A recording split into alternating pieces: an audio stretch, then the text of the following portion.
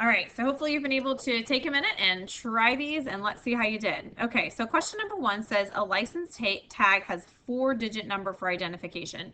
So that tells me right away that I am going to have 4 positions. So I'm going to write my positions down just to help me figure this out.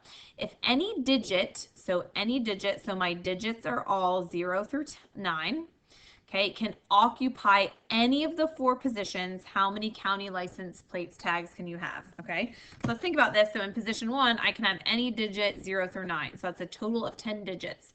In my second position, I can have 0 through 9. So it's a total of 10 digits. Third position, 0 through 9, total of 10. Fourth position, 0 through 9, total of 10. This right here, this is going to be the fundamental counting principle. And this is really the only way to do this one. And that is going to give you 10 to the 4th, okay, or 10,000. All right, so let's take a look at the next one. It's a little bit trickier. See how you did with this one. A baseball coach is determining the batting order for the team. The team has 9 players, so I know that I have to have 9 positions. 1, 2, 3, 4, 5, 6, 7, 8, 9.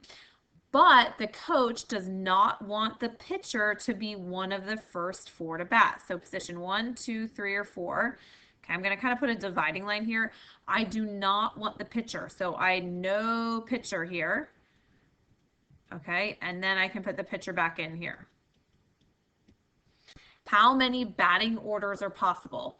All right, so let's just think about this for a second. We have a total of 9 players. Okay, but since I can't have my pitcher in that first 8, or sorry, in those first 4 positions, I actually only have 8 people to choose from, right? So I have 8 people to choose from. So I can choose 8. Okay, I've used a person 7, I've used a person 6, I've used a person 5. So now, okay, I'm going to the second half of my batting order. Now I'm throwing the pitcher back in. Normally I would put 4 here because I've used I've used 4 people and I started out with 8, but remember I had a total of 9. I'm throwing the pitcher back into the mix. So now I have 5 people I can choose from once again. Okay, so 5, and then I've used 1, so 4, I've used 1, 3, I've used 1, 2, I've used 1, 1. Okay, so this one is also your fundamental counting principle. You cannot use permutations here because that's not going to work. Or sorry, you cannot use factorials here because you're not going from 9 down to 1 because of this double 5 right here.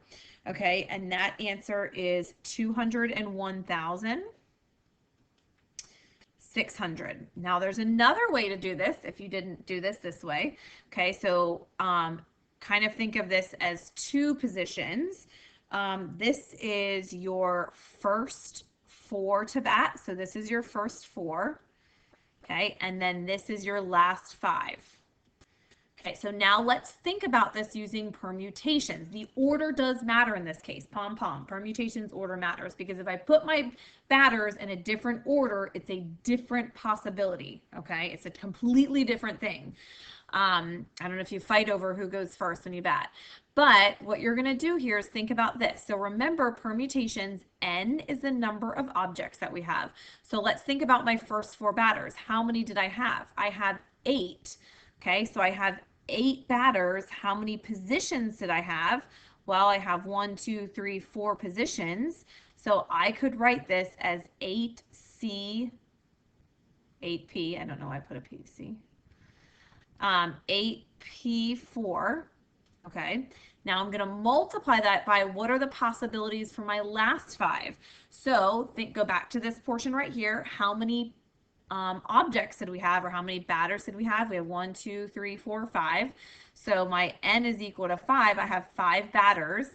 Okay, and then how many positions did I have? I have 5 positions. Okay, so this could be 5P5, and the order matters there. Now, another way you could do this, there's so many different ways. You could also do 8P4, and then you could do 5 factorial. If you notice, this part is 5 factorial. 5 times 4 times 3 times 2 times 1. You do whatever is easiest for you. I personally think probably this one and this one are the ones that make the most sense. Okay. All right. So it says, how many ways can 3 books be arranged? That should be a D on a shelf if they're chosen from a selection of 8 books. So order matters because we're talking about arrangement. How can we arrange them? So I know I have 3 positions because I have 3 books. Okay, I have 8 to choose from for the first one. I've used one, so then I have 7 and I have 6. Okay, and then so if I multiply 8 times 7 times 6, and that's using the fundamental counting principle, is 336. Or you might say, I don't want to write out those positions. I know that n is equal to 8. I have a total of 8 objects. R is equal to 3. I have 3 positions, permutations, order matters. Different order is going to be me looking at the books in a different order. Think about a library. If your books are in, the correct alphabetical order, that's going to stress your librarian out. So they have to be in the correct order. So that can be 8 permutation 3, and that's going to give you that same exact answer of 336.